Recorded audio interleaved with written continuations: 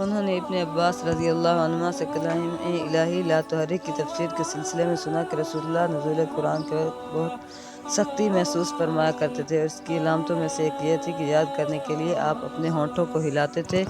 ابن عباس رضی اللہ عنہما نے کہا، میں اپنے ہونٹ ہلاتا ہوں جس طرح آپ ہلاتے تھے۔ سعید کہتے ہیں، میں بھی اپنے ہونٹ ہلاتا ہوں جس طرح ابن عباس رضی اللہ عنہما کو میں نے ہلاتے دیکھا۔ پھر انہوں نے اپنے ہونٹ ہلائے۔ ابن عباس رضی اللہ عنہما نے کہا، پھر یہ آیت اتری کہ اے محمد، قرآن کو جلدی جلدی یاد کرنے کے لیے اپنی زبان نہ ہلاؤ، اس کا جمع کر دینا اور پڑھا دینا ہمارا ذمہ ہے۔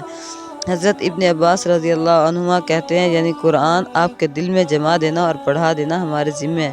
پھر جب ہم پڑھ چکے ہیں تو اس پڑھے ہوئے کی اتباع کرو۔ ابن عباس رضی اللہ عنہما فرماتے ہیں، اس کا مطلب یہ ہے کہ آپ اس کو خاموشی کے ساتھ سنتے رہو، اس کے بعد مطلب سمجھا دینا ہمارے ذمہ ہے۔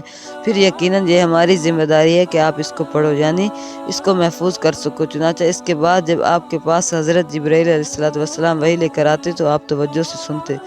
جب وہ چلے جاتے تو رسول اللہ صلی اللہ علیہ وسلم اس وحی کو اسی طرح پڑھتے جس طرح حضرت جبرائیل علیہ السلام نے اسے پڑھا تھا۔